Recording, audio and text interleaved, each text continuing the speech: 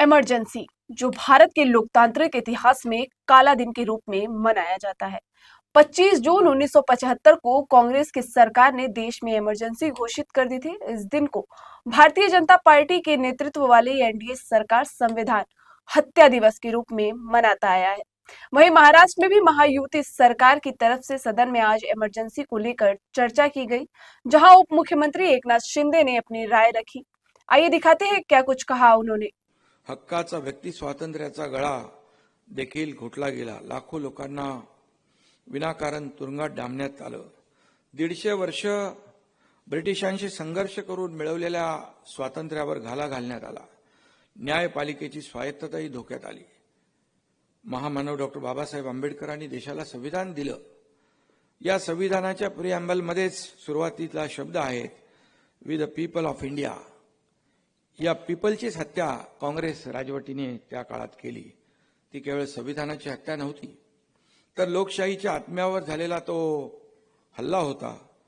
हुकुमशाहीचा वरवंटा किती भयानक असू शकतो याची जाणीव पुढल्या पिढ्यांनाही राहावी, म्हणून हा काळा दिवस लक्षात ठेवायला हवा। मी खरं म्हणजे हिंदू हृदय सम्राट बाळासाहेबांचे विचार पुढे नेतोय। त्यामुळे शिवसेना प्रमुखांची विचारधारा पुढे नेत असताना मला अनेक जण विचारतात, बाळासाहेबांनी तर आणीबाणीला पाठिंबा दिला होता, मग तुमचं मत काय? बाळासाहेबांनी कधी आणीबाणीला स्वच्छ सरसकट पाठिंबा दिला नव्हता। त्यांनी आणीबाणीला थेट पाठिंबा दिला हे अर्धसत्य आहे। बाळासाहेब हयात असताना त्यांना हाच प्रश्न अनेकदा अनेकांनी विचारला। बीबीसीच्या मुलाखतीमध्ये देखील त्यांना हाच प्रश्न अनेकदा विचारला। बीबीसीच्या मुलाखत 2007 साली झालेले एनडीटीव्हीचा पत्रकार शेखर गुप्ता यांनी देखील बाळासाहेबांची मुलाखत घेतली। त्यातही बाळासाहेबांनी भूमिका स्पष्ट केली। बाळासाहेबांनी म्हटलं होतं की आणीबाणीचा निर्णय राष्ट्रहितासाठी घेतला गेला असेल तर मी त्या निर्णयाचं समर्थन करेन, मात्र स्वतःची खुर्ची टिकवण्यासाठी जर हा निर्णय घेतला गेला असेल तर या हुकुमशाहीचा मी तीव्र शब्दामध्ये निषेध करतो।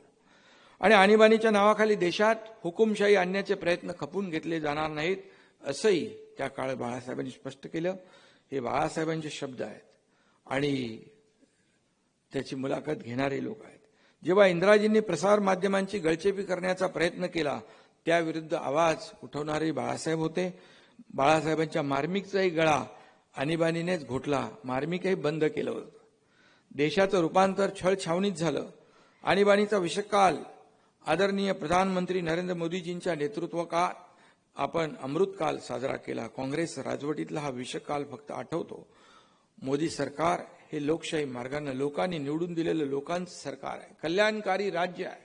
वहीं अगर शिवसेना यूबीटी के सांसद संजय राउत की बात करें तो मीडिया के सामने उन्होंने इमरजेंसी और इंदिरा गांधी का खुलकर समर्थन किया और इंदिरा गांधी का पक्ष लेते हुए उन्होंने कहा कि संविधान का पूरा सम्मान करते हुए इंदिरा गांधी ने उस समय आपातकाल लगाया था। लोकतंत्र में आपातकाल को संवैधानिक मान्यता प्राप्त है, इसलिए आप इसे संवैधानिक हत्या दिवस नहीं मान सकते।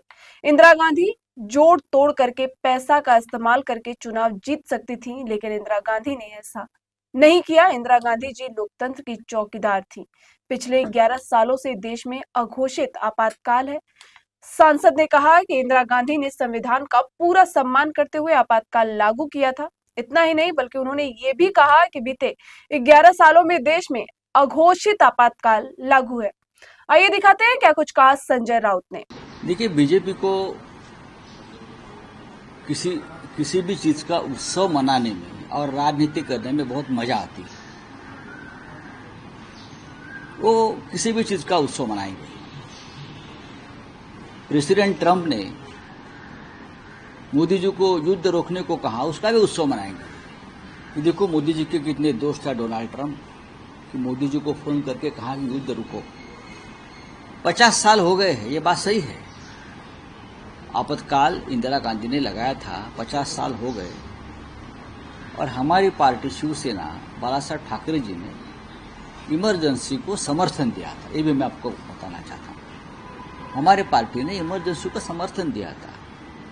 मैं आपको पूछता हूँ, इमरजेंसी संविधान के खिलाफ या संविधान हत्या दिवस आप कैसे मान सकते हो? हमारे संविधान में ये लिखा है और ये व्यवस्था है हमारे संविधान में, जब देश की अंतर्गत सुरक्षा को बाहरी शक्ति से या अंदरी शक्ति से कोई धोखा उत्पन्न होता है, हाँ, कोई अराजकता फैलाना चाहते हैं, तो प्रधानमंत्री राष्ट्रपति की मंजूरी से आपातकाल लगा सकते हैं। ये संविधान में दिया हुआ अधिकार है किसी भी सरकार को, और इंदिरा गांधी ने संविधान का पूरा सम्मान करते हुए ये उस वक्त आपातकाल लगाया था। ये इंदिरा गांधी थी जिसने लोगों को सामने आकर कहा कि मैं आपातकाल इस कारणों से लगा रही हूं, और जब स्थिति सुधर जाएगी तब ये आपातकाल में पीछे ले लूंगी। और इंदिरा गांधी ने आपातकाल पीछे लिया और चुनाव को भी तुरंत, वो 22 महीने के बाद चुनाव को भी सामने गई इंदिरा गांधी। ये लोकतंत्र है। किसी भी लोकतंत्र में आपातकाल को एक संवैधानिक मान्यता है, तो आप उसे संवैधानिक हत्या दिन या लोकशाही विरोधी दिन नहीं मान सकते, नहीं मान सकते आप। चुनाव इंदिरा गांधी ने हेरा फेरी करके चुनाव जीत सकती थी उस वक्त भी, जो आज हो रहा है, लेकिन आपातकाल के बाद इंदिरा गांधी चुनाव का ऐलान किया। इंदिरा गांधी चुनाव हार गई, खुद इंदिरा गांधी चुनाव हार गई, उनकी पार्टी हार गई, इंदिरा गांधी ने वो स्वीकार कर लिया। आज ऐसा हो रहा है क्या? इंदिरा गांधी उस वक्त भी हेरा फेरी करके, दहशत और भय निर्माण करके, पैसों की बल से चुनाव जीत सकती थी, लेकिन इंदिरा जी ने वो नहीं किया, क्योंकि वो इंदिरा जी लोकतंत्र की रखवालदार थी, चौकीदार थी असली। आज क्या हो रहा है? आज की स्थिति से तुलना करो 2014 के बाद इस देश में 11 साल हो गए, अघोषित आपातकाल है, अघोषित आपातकाल है। हाँ, उस वक्त आप बोलते हैं कि तुर्कमान गेट में संजय गांधी ने बुलडोजर चलाया। आज तो हर दिन गरीबों के ऊपर बुलडोजर चलाया जा रहा है, जात और धर्म पूछकर बुलडोजर चलाया जा रहा है। आज उस वक्त अपोजिशन के लोगों को जेल में डाला था, लेकिन पूरी व्यवस्था थी जेल में, पूरी। इंदिरा गांधी खुद फोन करती थी अटल जी को, अडवाणी साहब को, पीलू मोदी को, पूरी व्यवस्था थी। हमारे जैसे लोगों को देश के मुख्यमंत्री, सिटिंग मुख्यमंत्री को जेल में डाला है, जो कोर्ट में बाद में बाइज्जत छोड़ दिया। तो यह आपातकाल नहीं है, यह आपातकाल का बाप है। अभी जो चल रहा है 10 साल में, ये आपातकाल का बाप है, ये इमरजेंसी का बाप है, और हम ये इमरजेंसी से गुजर रहे हैं। अब सुन लीजिए भाई, हाँ, जिस इंदिरा गांधी के आपातकाल में सभी भ्रष्टाचारी, कालाबाजारी जेल में थे, करीम लाला, हाजी मस्तान, ये बड़े बड़े जो नाम है अंडरवर्ल्ड के, वरदाराजन और ये भाई वो भाई, सभी जेल में थे, मिसा में। आज ऐसे सभी लोग भारतीय जनता पार्टी में।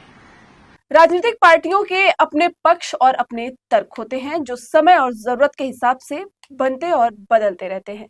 लेकिन इस बात से इनकार नहीं किया जा सकता है कि इमरजेंसी भारत के इतिहास का एक ऐसा काला अध्याय है, जो वक्त के साथ कितने भी राजनीतिक अध्याय बदले, पर आज भी लोकतंत्र की हत्या का वो दिन अपनी कहानी खुद बयान करता है।